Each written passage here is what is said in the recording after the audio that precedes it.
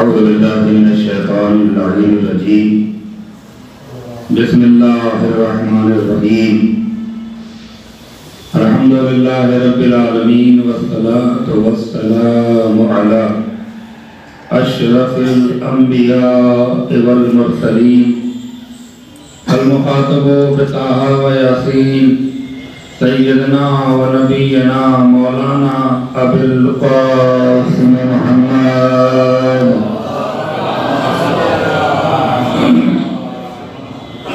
الذین اذهب اللہ عنہم الرجس اہل البیت وَيَطَهَّرَهُمْ تَطْهِيرًا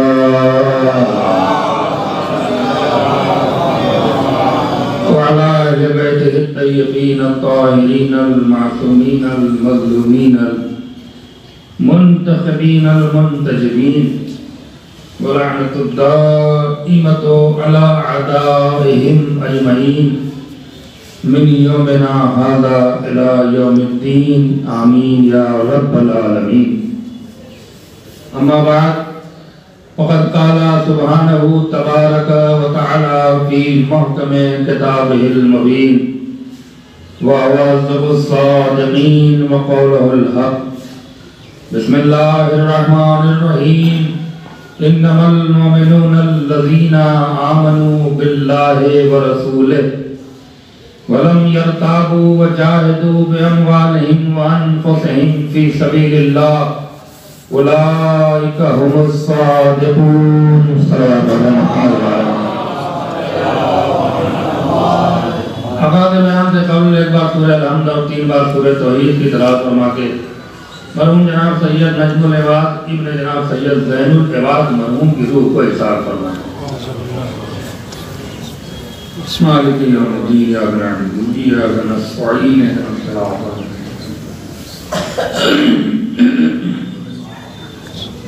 بسم اللہ الرحمن الرحیم.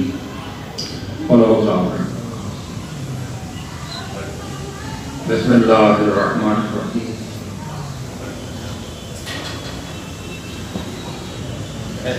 بسم اللہ الرحمن الرحیم. صلی اللہ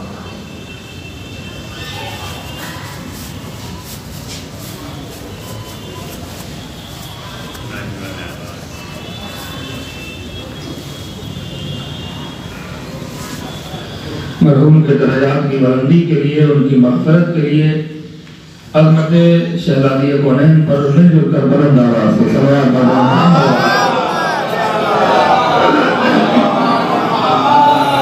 پروردگار عالم قیامت تک باقی رہنے والی کتاب قرآن مجید کے سورہ حجرات میں مومنوں کی پہچان بتا رہا ہے کہ مومن کہتے کسے ہیں. بنیادی طور پہ اس نے 2 باتوں کا اعلان کیا اور اس کے پھر اسی آیت میں آگے بڑھ کے اس نے 2 اور شرطوں کا اعلان کیا کہ اگر یہ شرطیں اس کے اندر موجود ہیں تو واقعی وہ مومن ہے. ہم اور آپ بہت آسانی سے کسی کو مومن کہہ دیتے ہیں. ذرا سی نیکیاں دیکھی اور آپ نے اس سے سرٹیفکیٹ دے دیا کہ یہ مومن آدمی ہے.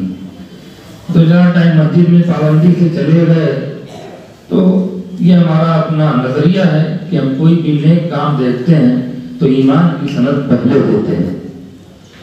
اگر آدمی نے حج کر لیا تو پکی سرٹیفکیٹ ہوگی تو ان سے بڑا کوئی مومن نہیں ہو سکتا. عزیزو یاد رکھیے ہمارے کسی کے مومن کہہ دینے سے یہ ضروری نہیں ہے کہ وہ مومن بن جائے. ہمارے کسی کے منافق کہہ دینے سے یہ ضروری نہیں ہے کہ وہ منافق ہو. ہمارے کسی کے کافر کہہ دینے سے یہ ضروری نہیں ہے کہ وہ کافر ہو. لیکن یہ یقین ہے کہ جسے اللہ مومن کہہ دے تو قیامت تک اسے کوئی کافر کہہ نہیں سکتا. جسے اللہ منافق کہہ دے قیامت تک کوئی اسے مشرک نہیں کہہ سکتا. اس لیے کہ ہمارے کہنے کا معیار اور ہے, خدا کے کہنے کا معیار اور ہے.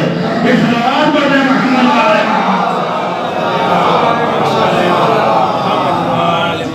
ابھی اس سے قبل کالے ہمارے میں جو میں نے مجلس کو خطاب کیا تھا، کافی لوگ اس مجلس میں موجود تھے، اور میں نے وعدہ کیا تھا کہ انشاءاللہ اگلی مجلس میں اس سلسلے خطاب کو آگے بڑھاؤں گا۔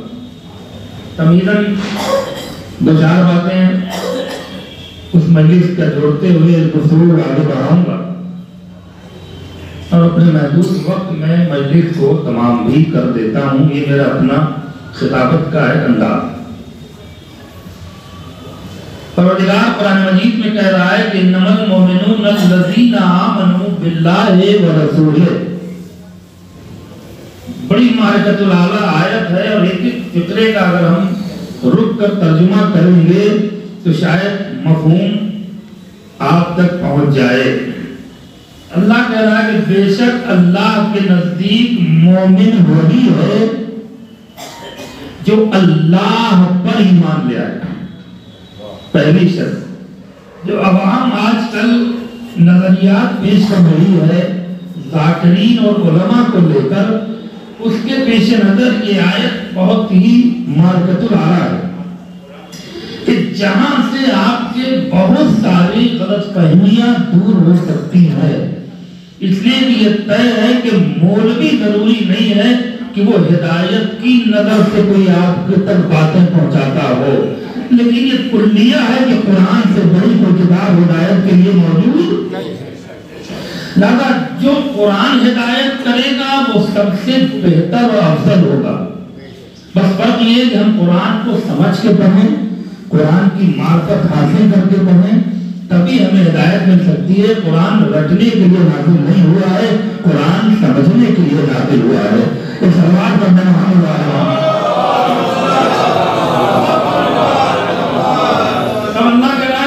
اللہ کے نزدیک مومن وہ ہے جو اللہ پر ایمان لے آئے، اور صرف اللہ پر ایمان نہ لائے، فوراً کہہ رہا ہے وہ رسول،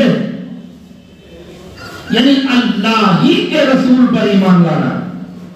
یہ جو ہی کی ضمیر اللہ نے اپنی ذات سے جوڑا ہے، وہ بہت سارے فیصلے کر رہا ہے کہ بندوں کے بنائے ہوئے رسول پر ایمان نہیں لانا ہے، اللہ کے بنائے ہوئے رسول پر ایمان لانا ہے۔ اور صرف ایمان نہیں لانا ہے، ایمان کی بھی کئی نوعیت ہے، ایمان کی بھی کئی قسمیں ہیں، ایمان کی بھی کئی کیٹیگریاں ہیں۔ یہ تاریخ آپ کے سامنے ہے۔ اگر ایمان کے درجات اور طبقات نہ ہوتے تو سلمان کو 10واں درجہ نہ ملتا، ابوبکر کو 9واں درجہ نہ ملتا۔ لہذا اس سے انکار نہیں کیا جا سکتا کہ ایمان کے درجات بھی ہیں اور ایمان کے طبقات بھی ہیں، ایمان کی کئی قسمیں ہیں۔ کچھ ایمان تو یوں رہا کہ صبح ایمان کچھ تھا اور شام میں ایمان کچھ ہو گیا۔ دیکھیے صاحبان علم تشریف فرما ہے، اور میری خطابت کا کوئی جملہ تاریخ کے پس منظر سے ہٹ کے نہیں ہوتا۔ ایمان کی جو نوعیت قرآن رکھ رہا ہے کہ ایمان لانا ہے کس پر؟ اللہ پر اور اس کے رسول پر۔ مومن بننے کی پہلی شرط اللہ پر ایمان نہ ہو، اللہ کے رسول پر ایمان نہ ہو، اور آپ 70 حج کر لیجئے، ساری نیکیاں آپ کر ڈالیے، لیکن نہ اللہ کی نگاہ میں مومن کہلائیں گے نہ قرآن کی نگاہ میں مومن کہلائیں گے۔ پہلی شرط ہے کہ ایمان لانا ہے، اور ایمان کیسا لانا ہے وہ بھی قرآن بتا رہا ہے، کسی مولوی نے نہیں بتایا، قرآن خود بتا رہا ہے کہ اللہ پر اور اس کے رسول پر ایمان لانا ہے تو کس ٹائپ کا ایمان لانا ہے، اس کی کیٹیگری کیا ہونی چاہیے۔ اس کے لیے قرآن نے ایک بہترین فرقہ رکھا، اور فرقہ رکھنے کے بعد یہ واضح کر رہا ہے کہ دیکھو وہ ایمان نہیں لانا ہے کہ جو صبح رہے اور شام میں ختم ہو جائے۔ اس لیے کہ بہت سے لوگ جو مسلمان کے ٹھیکیدار بن گئے، یاد رکھیے گا وہ ایمرجنسی میں ایمان لے آئے تھے، اختیاری صورت میں ایمان نہیں لائے تھے۔ یہ صلوات پڑھنے محمد والے ایمان کی نوعیت کیا ہونی چاہیے، ایمان کی کیٹیگری کیا ہونی چاہیے، یہ بھی قرآن بتا رہا ہے۔ اس لیے کہ کسی اور ذات پر ایمان لانے کا حکم نہیں ہے۔ مومن کی سرٹیفکیٹ لینا ہے تو جس ذات پر ایمان لانے کا قرآن حکم دے رہا ہے اس ایمان کی نوعیت بھی بیان کر رہا ہے، اور پھر آگے ارشاد فرماتا ہے کہ وَلَمْ يَرْتَابُوا، اللہ اور اس کے رسول پر ایمان لے آؤ تاکہ مومن بن جاؤ۔ اور ایمان لانے کی پھر کیفیت اور نوعیت قرآن بیان کر رہا ہے کہ ایمان اپنی مرضی کا تمہیں نہیں لانا ہے، ایمان اللہ کی مرضی کا لانا ہے۔ جیسا اللہ چاہ رہا ہے ویسا ایمان لانا ہے، اپنی مرضی کا ایمان نہیں لانا ہے کہ جب فائدہ ہوا تو ایمان ثابت کر رہے ہو اور جہاں سے نقصان ہوا راستہ چھوڑ کے چلے گئے۔ اللہ ایسے لوگوں کو نہ کل پسند کرتا تھا نہ آج پسند کرتا ہے۔ صلوات پڑھتے محمد علیہ محمد۔ اب ولم یرتابوا، صاحبان علم تشریف فرما ہے اور قیامت کا فقہ رکھا ہے پروردگار عالم نے، ایمان کی نوعیت بتا رہا ہے کہ ایمان ایسا لے آؤ اللہ پر کہ پوری زندگی کسی ایک لمحے میں بھی نہ اللہ پر کوئی شک ہو نہ اس کے رسول میں کوئی شک ہو۔ یہ قرآن کا فقرہ ہے، یہ میری خطابت کا فقرہ نہیں ہے۔ میں بار بار کہہ رہا ہوں کہ اللہ نے ایمان لانے کی نوعیت بھی رکھی ہے کہ ایمان کیسا لانا ہے اللہ پر، ایمان اللہ کے رسول پر کیسا لانا ہے کہ پوری زندگی ایک لمحے کے لیے بھی شک پیدا نہ ہو۔ اگر ایک لمحے کے لیے بھی شک پیدا ہو گیا تو مومن تو دور کی بات ہے، مسلمان بننے کے لائق نہیں رہو گے۔ مجھے جملہ کہنے دو، میں توحید کی بات نہیں کر رہا ہوں، لیکن بہت سے لوگ امت کے ٹھیکیدار بن گئے جنہوں نے زندگی بھر رسول پہ شک کیا ہے، اور جب یہ شک کا جوالا مکھی پھوٹا تو کبھی ہدیات کی شکل میں آیا، کبھی نسیان کی شکل میں آیا۔ صلوات پڑھتے محمد والے محمد۔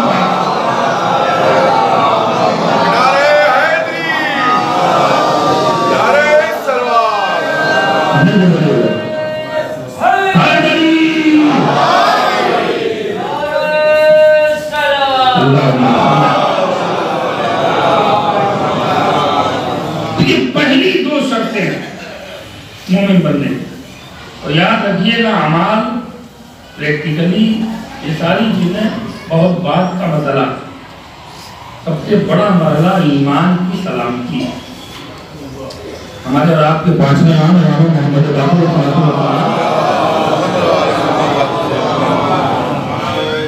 پوچھا گیا کہ انسان کی مختصر تعریف کیا قیامت کا فقرہ کیا وضاحت کی میرے پانچویں نام، انسان کی ایک مختصر سی مثال کیا؟ امام نے فرمایا کہ انسان کی مثال ایک درخت کے مانند جس کا باطن نظر نہیں آتا اور ظاہر سے باطن کا پتہ چلتا ہے۔ بہت بڑی بات میرے مولا کر گئے کہ مولا کا درخت کے دو رخ ہوتے ہیں، ایک اس کا باطن ہوتا ہے اور ایک اس کا ظاہر ہوتا ہے۔ ظاہر اگر تر و تازہ ہے تو اس کا مطلب یہ ہے کہ اس کا باطن مضبوط ہے۔ نہیں، تھوڑا بچوں کو واضح کر دوں، یعنی اگر پھل درخت ہرا بھرا ہے اس کا مطلب یہ کہ اس کی جڑ، وہ جو جڑ ہے وہ نظر نہیں آتی، جو باطن ہے وہ دکھائی نہیں دے رہا ہے، مگر ظاہر سے باطن کا پتہ چلتا ہے۔ اب میری بات مکمل ہو گئی، یعنی اگر ظاہر کو مضبوط رکھنا ہے، ظاہر کو ہرا بھرا رکھنا ہے تو پہلے باطن کو مضبوط کرنا پڑے گا۔ اگر باطن کھوکھلا ہو گیا تو نہ ظاہر نظر آئے گا نہ وجود نظر آئے گا۔ صلوات پڑھتے محمد تو ایمان جڑ کا نام۔ ہمارے بچوں کو مکتب میں ہمیشہ پڑھایا گیا، وہ سارے پڑھ کے یہاں پر سے حسین میں بیٹھے ہیں کہ دو ہی اصول ہیں ہمارے شریعت میں، دو ہی اصول ہیں بس، تیسرا کوئی اصول نہیں۔ ایک اصول دین، ایک فروع دین۔ توجہ چاہ رہا ہوں، اصول یعنی اصل، اصل یعنی جڑ، اصول دین، دین کی جڑیں کتنی ہیں یہ بچے جانتے ہیں۔ فروع دین یعنی دین کی شاخیں، دین کے پتے، دین کی ڈالیاں، وہ کتنے ہیں؟ وہ 10 ہے. لیکن انسان کو بتائیے گا جس کا اصول مضبوط نہ ہو اس کا فروع کیا مضبوط ہوگا؟ نہیں، آمد وجہ نہیں ہے. جس کا ایمان ہی کمزور ہو اس کا عمل کیسے اچھا ہو سکتا ہے؟ صلوات پڑھیں محمد والے پہلے ایمان صحیح ہونا چاہیے، عقیدہ صحیح ہونا چاہیے. ہم اہل بیت کے لوگ لگاتے ہیں، اہل بیت کے چاہنے والے ہیں، لیکن ہمارا ایمان ان پر ایسا ہونا چاہیے کہ کوئی بھی مولوی آپ کو بہکا نہ سکے. بہکتے وہی ہیں جن کو اپنے ایمان کا پتہ نہیں ہوتا ہے. میں سلام پر محمد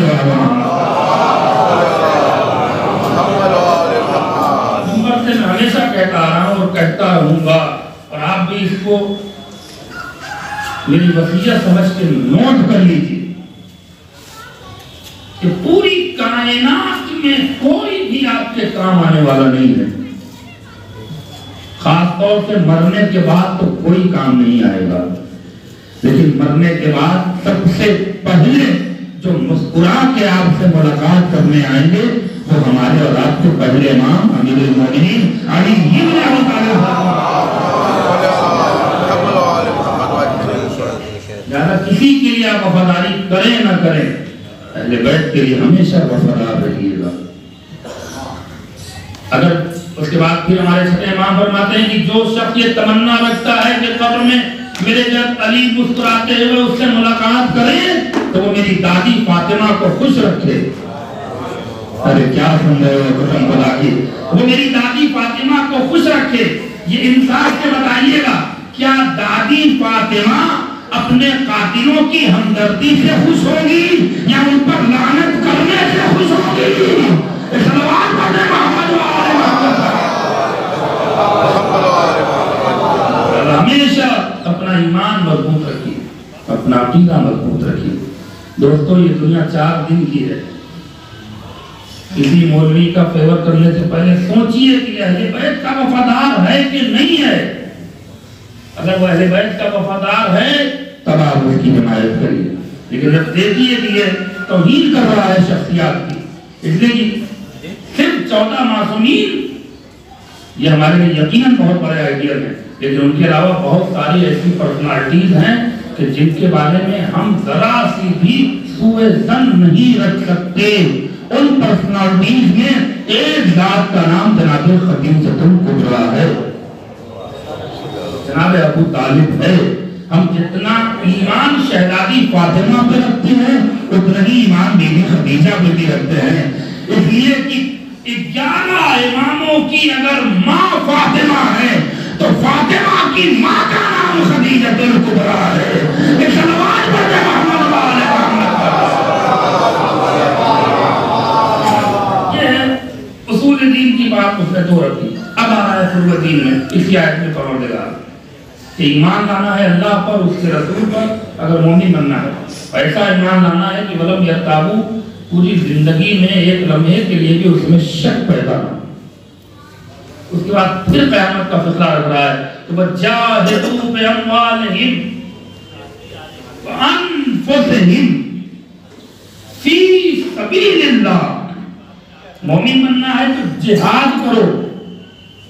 کس چیز سے جہاد کرو؟ اپنے مال سے جہاد کرو. کسی کے لوٹے ہوئے مال سے نہیں، کسی کے چھینے ہوئے مال سے نہیں، کسی کے غصب کیے ہوئے مال سے نہیں، حرام کی کمائی سے نہیں. میں کیا کرنا چاہ رہا ہوں، غلط راستے سے کمائے ہوئے پیسے سے جہاد نہیں، اپنے حلال روٹی اور حلال رزق سے جہاد کرو. پہلے مال سے جہاد کا حکم ہے. پھر کہہ رہا ہے اگر تم غریب ہو، تمہارے پاس اتنی دولت اتنا مال نہیں ہے کہ تم اس سے جہاد کر سکو، تو پھر تو پھر اپنی جان سے جہاد کرو. میں کیا کرنا چاہ رہا ہوں، کس طرح سے معاشرے کو، انسانیت کو مینٹین کرنے کے لیے پروردگار نے یہ پیغام قیامت تک قرآن میں رکھا ہے کہ جہاد کرنے کا مقصد کیا ہے. مال سے جہاد کرنے کا مقصد کیا ہے کہ جو دولت تم نے اپنی خوشی کے لیے رکھے ہیں اسی کو دوسرے کی خوشی کے لیے لٹا دو. میں اس سے آسان ترجمہ جہاد کا نہیں ہو سکتا. جو پیسہ تم نے اپنی اپنی خوشی کے لیے اپنے عیش و آرام کے لیے جمع کیے ہیں، اسی پیسے کو اپنے نفس سے جہاد کر کے اگر تم نے کسی کو خوش کر دیا تو اللہ تمہیں دنیا میں بھی خوش رکھے گا اور آخرت میں بھی خوش رکھے گا۔ ایک صلوات پڑھیں محمد و آل محمد۔ اپنی دولت سے دوسروں کو خوش کرو تب انسان۔ امام نے فرمایا، چھٹے امام نے جب حج کرنے ہمارے اور آپ کے چھٹے امام جا رہے تھے اور اس سال بہت زیادہ مجمع آیا تھا، علامہ شیخ فتوح کی روایت پڑھ رہا ہوں، لوگ بہت خوش ہوئے کہ آج تو مکہ چھلک رہا ہے مجمع سے، فرزند رسول ان کے بارے میں آپ کیا کہیں گے؟ امام نے مسکرا کے کہا کہ تمہیں ہی حاجی دکھ رہے ہیں، لیکن دعا کرو کہ جو آنے والا یہاں آئے وہ زندہ بن کے آئے۔ اللہ مردوں کے حج کو قبول، میں کیا کرنا چاہ رہا ہوں، بہت بڑی بات مولا کہہ رہے ہیں، تھوڑا سمجھا دوں، مردوں کے حج کو قبول نہیں کرتے۔ مولا یہ تو زندہ ہیں، چل رہے ہیں، پھر رہے ہیں، طواف کر رہے ہیں، احرام باندھے ہیں، وظائف انجام دے رہے ہیں، پھر کیسے مردہ؟ کہا دیکھنے میں زندہ ہیں لیکن باطن میں مرے ہوئے ہیں۔ میں کیا کرنا چاہ رہا ہوں؟ امام نے مسکرا کے کہا یاد رکھنا انسان کی دو قسمیں ہوتی ہیں، ایک وہ ہے جو زندہ رہ کے مردہ ہوتا ہے، ایک وہ ہے جو مر کے بھی زندہ ہوتا ہے۔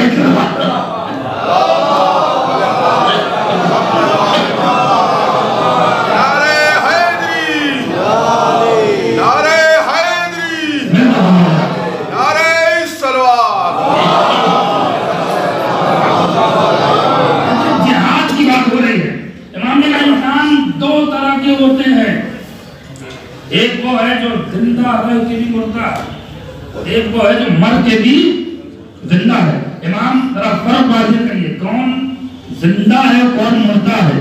دیکھیے آیت سے آیت ملا رہا ہوں اور آیت سے پیغام ملا رہا ہوں مولا کے۔ صاحبان علم نشی فرمائے انصاف کرنا آپ کا مزاج ہے۔ امام نے فرمایا کہ جو شخص صرف اپنے لیے جیتا ہے وہ زندہ رہ کے بھی مردہ ہوتا ہے، جو دوسروں کے لیے جیتا ہے وہ مر کے بھی زندہ ہو جایا کرتا ہے۔ ایک صلوات پڑھ لے محمد و آل محمد۔ ہمیشہ دوسروں کے کامات کی کوشش کریے، یہی زندگی۔ اگر مال سے نہیں کر سکتے تو پروردگار کہہ رہا ہے کہ اپنی جان سے جہاد کرو۔ جان سے جہاد کئی قسمیں ہیں اور معصومین نے اس کے بارے میں بہت سارے تفسیرات پیش کیے ہیں، موقع نہیں ہے کہ میں اتنی تفصیل میں جاؤں، میں اشارتاً گفتگو کر کے آگے بڑھوں گا اور مسائل کی موضوع کو طے کروں گا۔ لیکن جان سے جہاد کرنا صرف یہ نہیں ہے کہ کسی کی جان بچا لے وہی جان سے جہاد ہے، اور یاد رکھیے گا کہ ہمیشہ عزت جو ہے وہ جان سے پیاری ہوتی ہے۔ میں کیا عرض کرنا چاہ رہا ہوں، اگر انسان عزت کو لے کے چلتا ہے تو وہ معاشرے میں بھی زندہ رہتا ہے اور دنیا میں بھی زندہ رہتا ہے، لیکن جب عزت کا سودا کر لیتا ہے تو یہ دیکھنے میں بھی مردہ لگتا ہے اور مرد کو بھی مردہ ہو جائے گا۔ لہذا اب اللہ نے جو فلسفہ حیات پیش کیا اس آیت میں، قیامت کا رکھا ہے، وَجَاهِدُوا بِأَمْوَالِهِمْ وَأَنفُسِهِمْ، دیکھو جہاد کرو اپنے مال سے اور اپنی جان سے۔ توجہ جا رہا ہوں، جان سے جہاد کرنے کے لیے کیا ہے کہ صرف یہ نہیں ہے کہ کوئی ڈوب رہا ہے تو آپ کود کے اسے بچا لیں، اس سے بڑا جہاد یہ ہے کہ اگر کسی کی عزت پامال ہو رہی ہے اور آپ کے بولنے سے اس کی عزت بچ جائے تو اسلام کہہ رہا ہے کہ یہاں اپنی جان جوخم میں ڈال کے اس کے حق میں بول دو تاکہ سچائی سامنے آئے، اس کی یہاں بھی عزت بچ جائے اور وہاں بھی بچ جائے۔ یہ صلوات پڑھ لے محمد و آل محمد۔ اس لیے بہت سے میٹر میں لوگ جھوٹ بول دیتے ہیں، سچائی کی بھیک مانگتے ہیں لوگ، اور گواہ کے طور پہ یہ بھی موجود تھے، یہ بھی موجود تھے، دیکھا سب نے ہے، سچائی سب کو پتا ہے، لیکن ڈرتے ہیں کہ سچ بولیں گے تو کہیں پھنس نہ جائیں۔ اسلام اس کی طرح متوجہ کر رہا ہے کہ جان سے جہاد کرنے کا مطلب ہی یہی ہے کہ سر قلم ہو جائے تو ہو جائے، لیکن سچ بولنے کے لیے نہ رشتہ داروں کا چہرہ دیکھو نہ مولوی کا چہرہ دیکھو. صلوات پڑھتے محمد وآل محمد.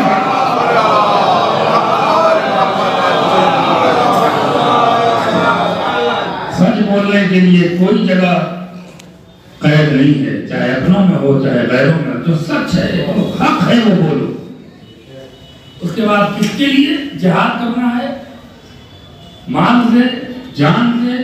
کس کو خوش کرنے کے لیے؟ کسی رشتہ دار کو نہیں، کسی نیتا کو نہیں، کسی لیڈر کو نہیں، کسی سرکاری ملازم کو نہیں، کسی بڑے عہدیدار کو نہیں.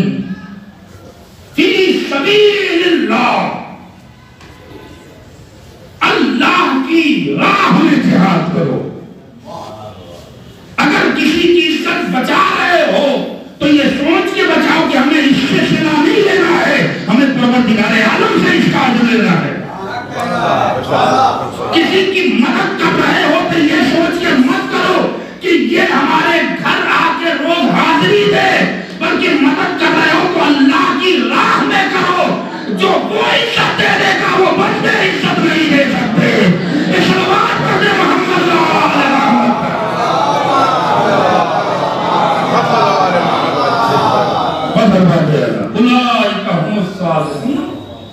وہی لوگ دنیا میں بھی سچے ہیں اور آخرت میں بھی سچے ہیں. کون سچا ہے؟ جو مال سے جہاد کرے. کون سچا ہے؟ جو جان سے جہاد کرے. وہ دنیا میں بھی سچا ہے اور آخرت میں بھی سچا ہے. اب میری آج تک نہیں سمجھ میں آیا کہ وہ صدیق کیسے بن گیا جس نے زہرا کا مال بھی ضبط کیا ہو اور میدان بھی چھوڑ کے بھاگ گیا ہو. یہ صلوات پڑھتے محمد والے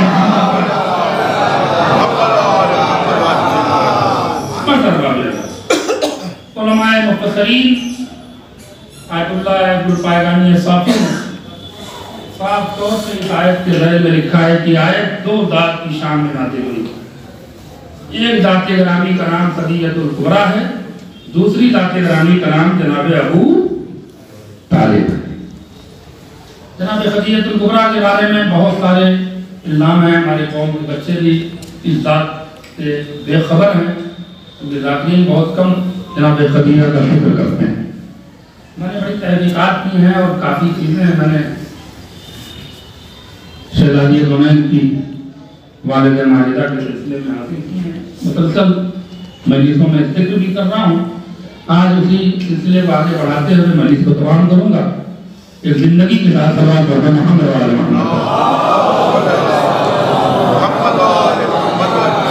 جناب خدیجہ الکبریٰ بے شمار معصومین نے آپ کی شان میں قصیدے پڑھے ہیں اور اولاد ہونے کے ناطے نہیں پڑھے ہیں بلکہ جو حق تھا وہ بیان کیا ہے، جس میں سب سے زیادہ ہمارے اور آپ کے چھٹے مان بنانے کا کسی نے جب آپ ان کی فضیلتیں بیان کر رہے تھے تو کسی نے پوچھا فرزند رسول جناب خدیجہ کی بے شمار فضیلتوں میں اہم فضیلت کیا ہے؟ تو ہمارے امام نے مسکرا تو کہا کہ تو فضیلت ایسی ہے جو ہم اماموں میں سے بھی کسی کو نہیں ملی. دیکھیے جناب خدیجہ کا مسئلہ ہے اور میں منبر پہ بیٹھتے ہی کہہ دیتا ہوں کہ جتنے لوگ بیٹھے ہیں سب اس کا نمک کھائے ہوئے ہیں. تو جب نمک کھا کے بیٹھا جاتا ہے تو نمک کا حق بھی ادا کیا جاتا ہے. یہ زندگی کے ساتھ سلوات پڑھتے ہیں محمد والا.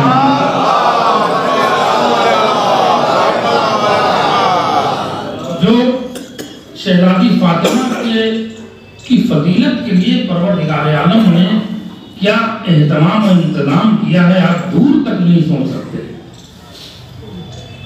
قسم خدا کی کیا مرتبہ دیا ہے پروردگار عالم نے جناب شہزادی فاطمہ کو.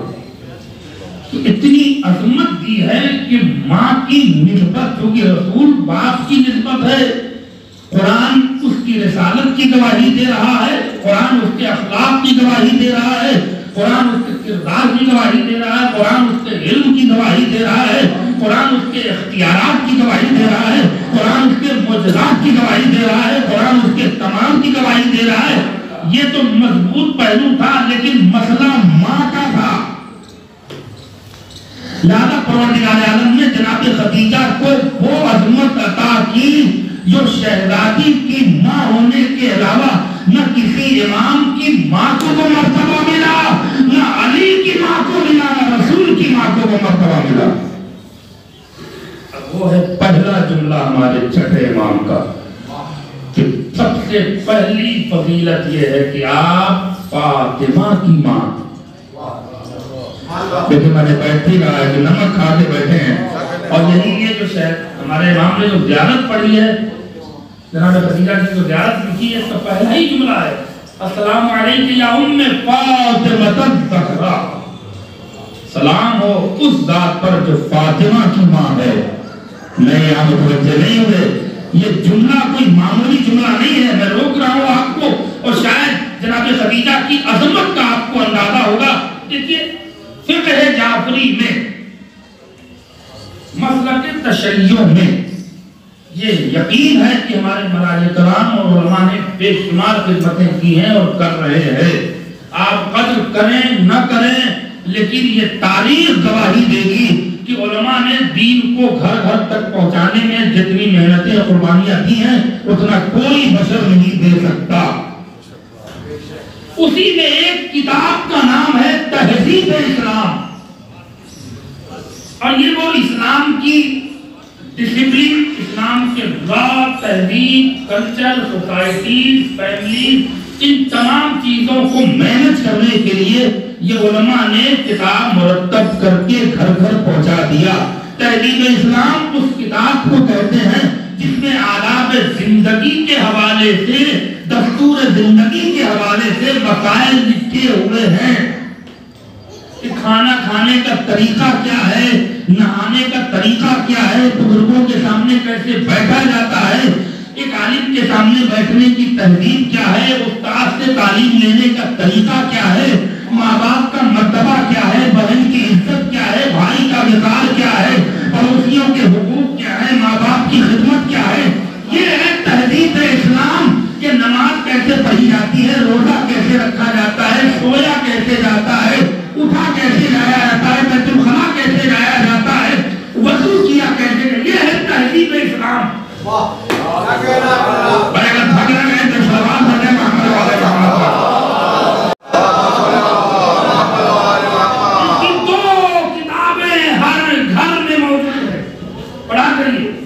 ایک کتاب کا نام تحفۃ العوام ہے، دوسری کتاب کا نام توضیح المسائل ہے، جو جس کا مخلص ہے وہ اپنے مرجع کی کتاب کو رکھتا ہے۔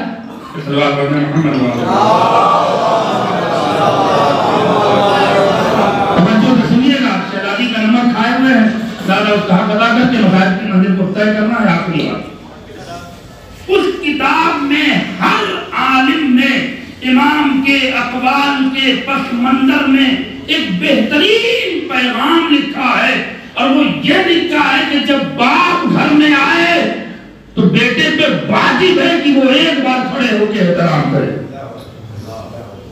متوجہ ہوئے آپ؟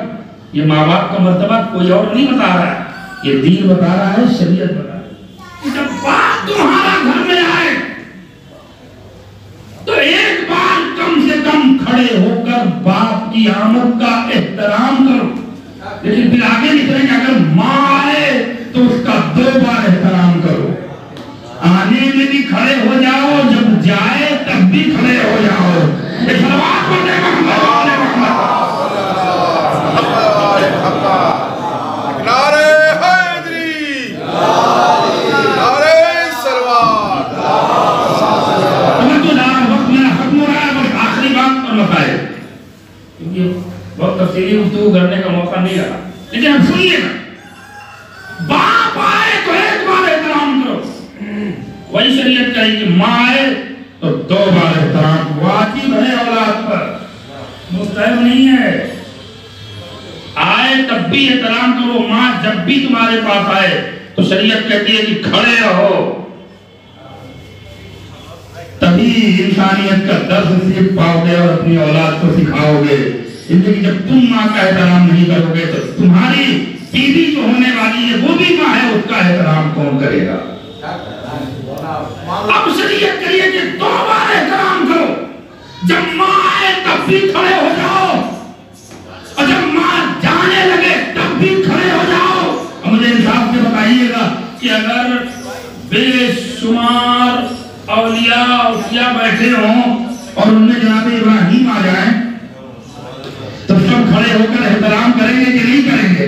لیکن میں کس طرح سے کلچر پیش کر رہا ہوں، اور جناب خدیجہ کا مقام دیکھیے، امام نے جو فضیلت بیان کی ہے، یعنی سارے نبی بیٹھے ہوں، اولیاء بیٹھے ہوں، اور شیخ الانبیاء جناب ابراہیم آ جائیں سب کھڑے ہو جائیں گے۔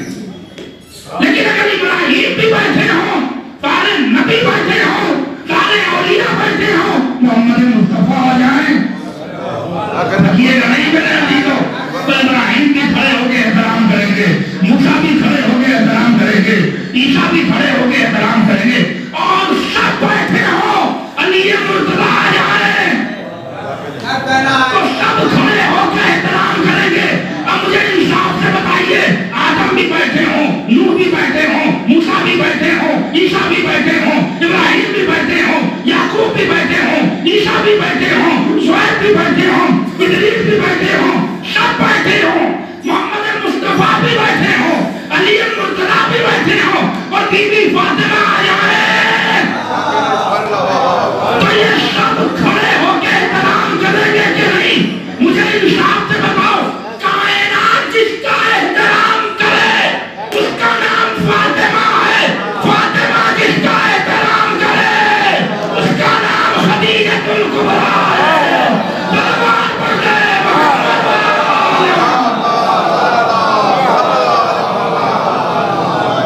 ایک اور زندگی کے ساتھ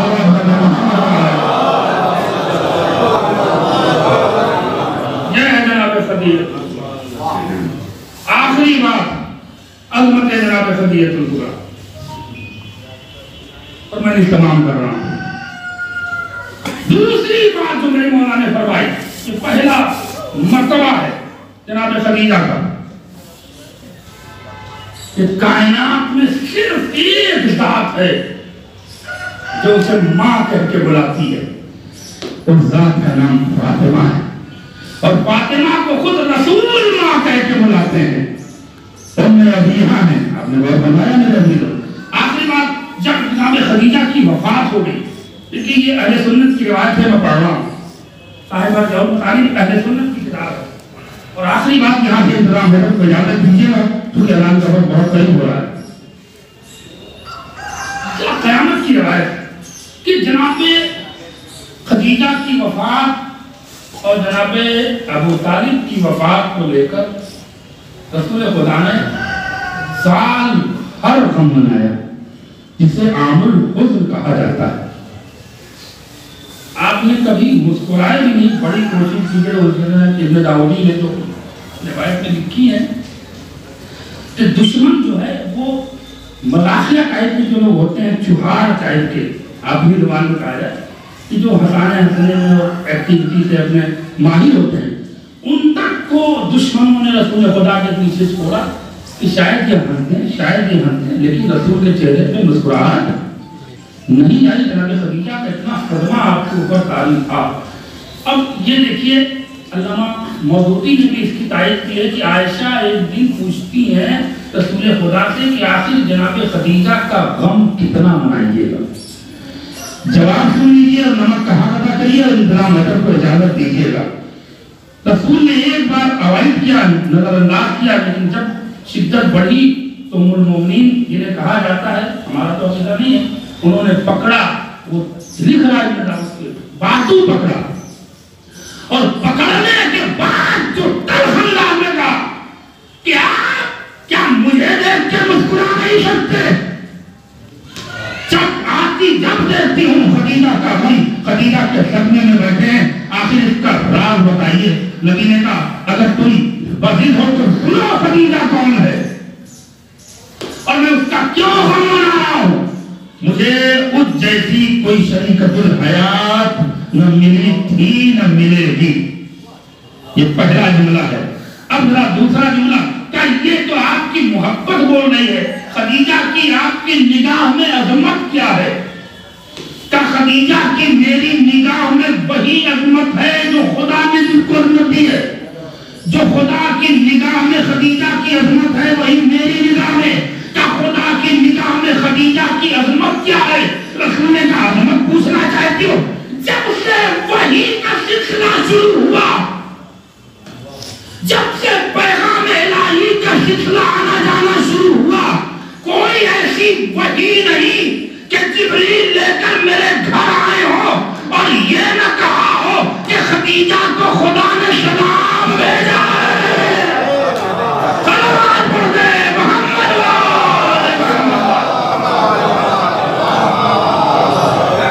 جسے خدا سلام بھیجے اس کا نام خدیجہ ہے. جسے محمد مصطفیٰ سلام بھیجے اس کا نام خدیجہ ہے. جسے ہمارے امام سلام کریں اس کا نام خدیجہ ہے.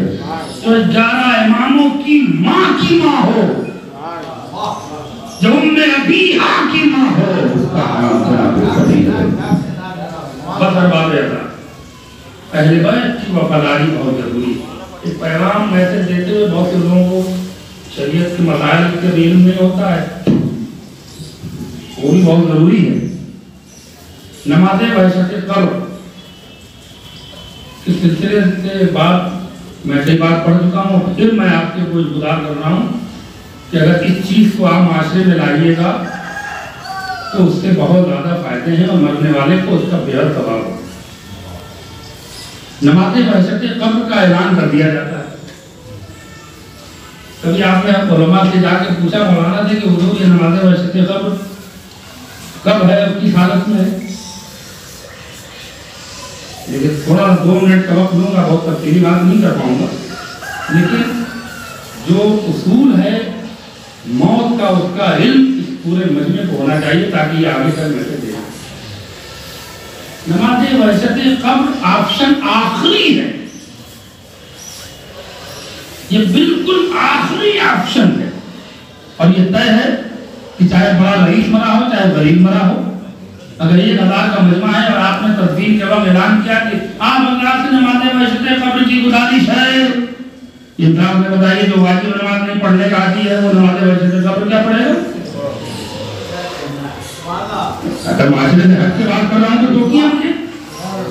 اور یہ چیلنج ہے نا منبر پہ کہ اگر 1000 کا مجمع ہے شاید 50 لوگ نماز وحشت قبر پڑھ لیں. بہت خوش نصیب ہوگا 100 لوگ پڑھیں گے تو جو 900 لوگ آئے وہ کیا کر کے گئے؟ اس لیے جو آئے ہیں وہ خود ثواب کما کے لے گئے ہیں، مرنے والے کو کیا دے کے گئے ہیں. بہت بڑی بات کہنے جا رہا ہوں. بھئی آپ نے نماز میت میں شرکت کی، ثواب آپ کو ملا. کاندھا آپ نے دیا، ثواب آپ کو ملا. مٹی آپ نے ڈالی، ثواب آپ کو ملا. آپ نے مرنے والے کو کیا کیا؟ اور امام فرماتے ہیں کہ اسی وقت اگر سب سے زیادہ جو مرنے والا توقع رکھتا ہے وہ قبر میں جاتے وقت رکھتا ہے کاش میرے لیے کوئی نیکی کر دے، کاش میرے لیے نیکی کوئی کر دے. سب سے زیادہ مرنے والے کو طلب جب ہوتی ہے وہ قبر کے پہلے مرنے میں ہوتی ہے. تو یہ نماز وحشت قبر، یقین میں اس کا مخالف نہیں ہوں، لیکن شریعت کو سمجھیے. نماز کے لیے، میت کے لیے سب سے پہلی شرط یہ ہے کہ اس کے لیے دفن سے پہلے صدقہ نکالا جائے یا دفن کی پہلی رات تک مہلت دیتی ہے شریعت. اور یہ ضروری نہیں ہے کہ جہاں آپ شرکت کر رہے ہو وہیں دیں. اگر آپ انڈیا کے باہر ہیں، کسی دوسرے ملک میں ہیں، دوسرے شہر میں ہیں اور اگر عزیز و اقارب کی تدفین میں شرکت نہیں کر پائے تو کم سے کم 10 روپیے کا اس کے نام پہ صدقہ نکالیے اور دعا کریے کہ صدقہ میں نکالتا ہوں مرنے والے کی مغفرت کے لیے قربت من اللہ.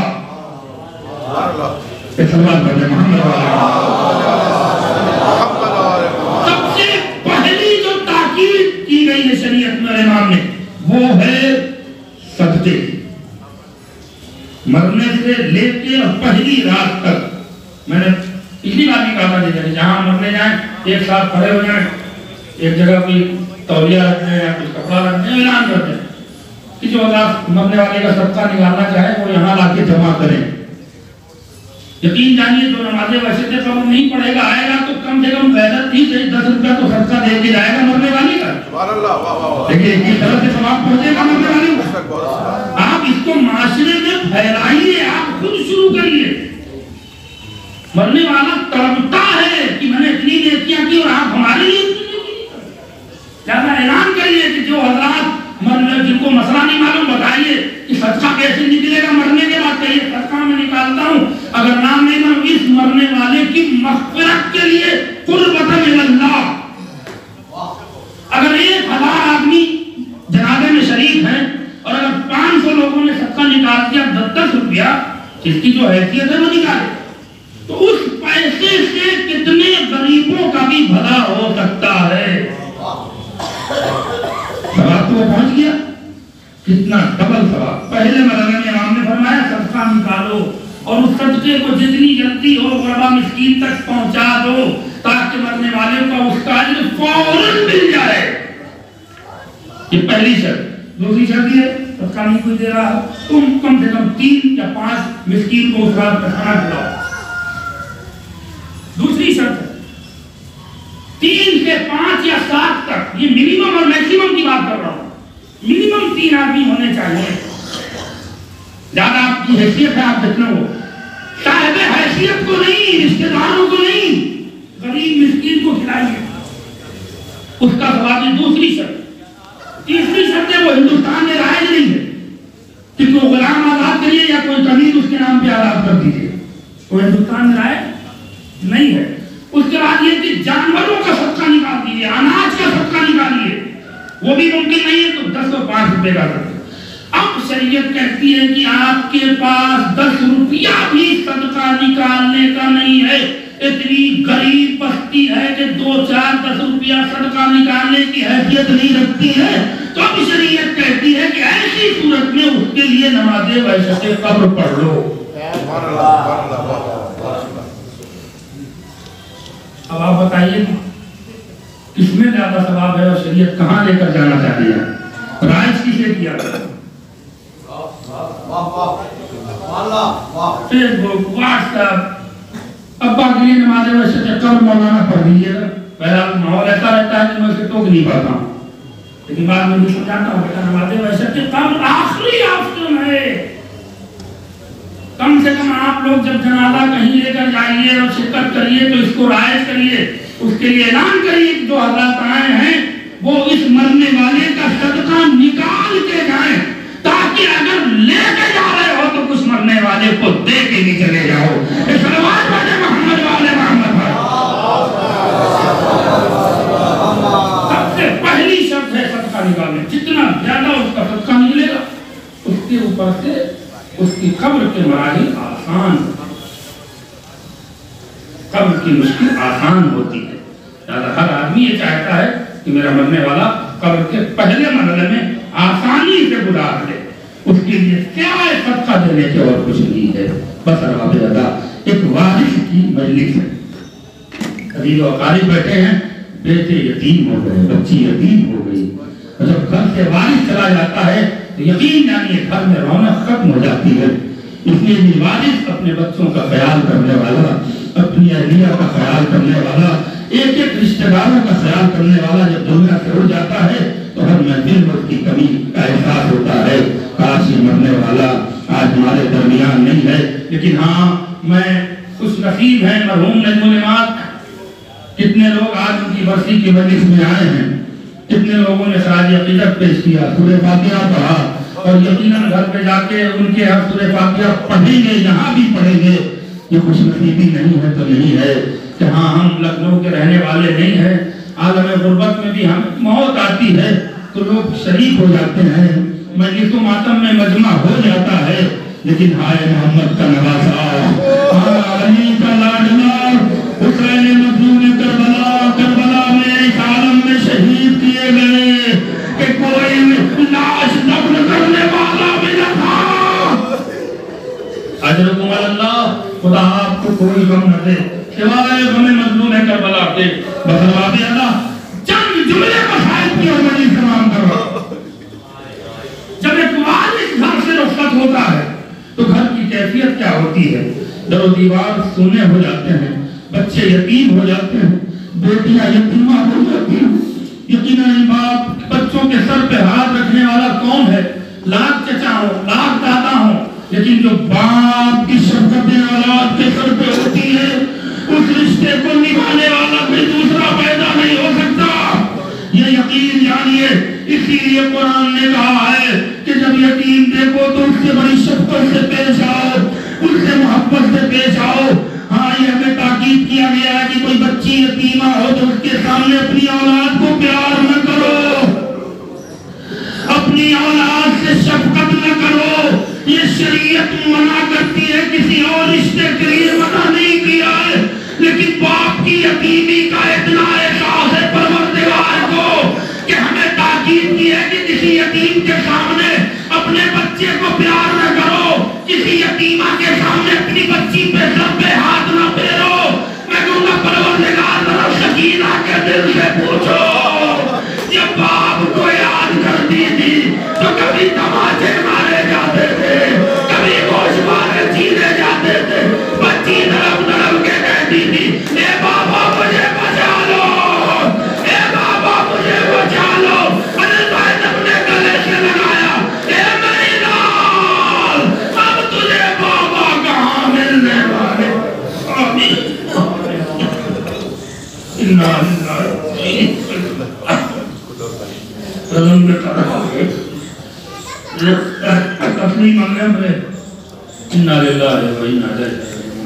پروردگار ہماری تمام عبادت کو قبول فرمائے.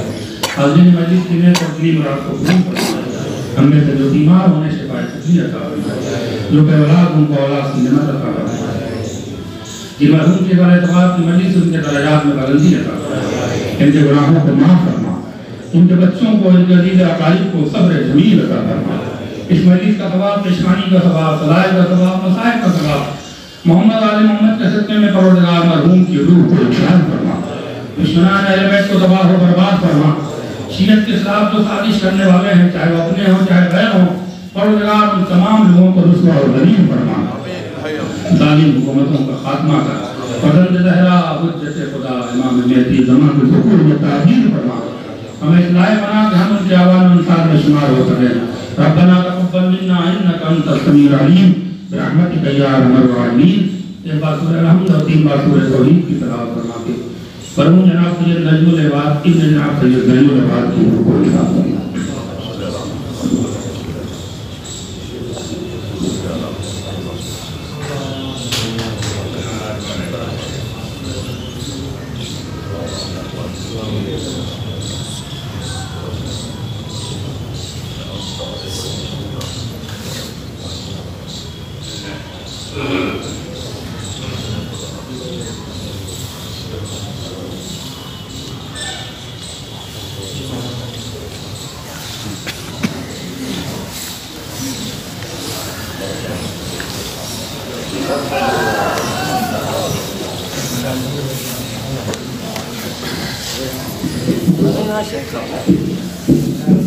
السلام علیکم ورحمۃ اللہ وبرکاتہ. السلام علیکم السلام علیکم ورحمۃ اللہ وبرکاتہ. السلام علیکم یا بنی الغرباء، السلام علیکم یا ذائقہ الفقراء، السلام علیکم یا شمس السماء جانب النبوء یا مقبول الرسول اراجل الغنم قطع سلطان ورجم علی ابن مصر روحی وجسمی لکل مصدع. السلام علیکم ورحمۃ اللہ وبرکاتہ. السلام علیکم ورحمۃ اللہ من سنن الزمان. السلام علیکم یا دلیل القرآن. السلام علیکم یا حجت المنان. السلام علیکم یا کعبۃ الایمان. السلام علیکم یا امام الانس والجن. عجل اللہ تعالی فرجک وسهل اللہ تعالی مخرجک وظہورک ونعم اللہ من اعوانک وانصارک. السلام علیکم ورحمۃ اللہ وبرکاتہ.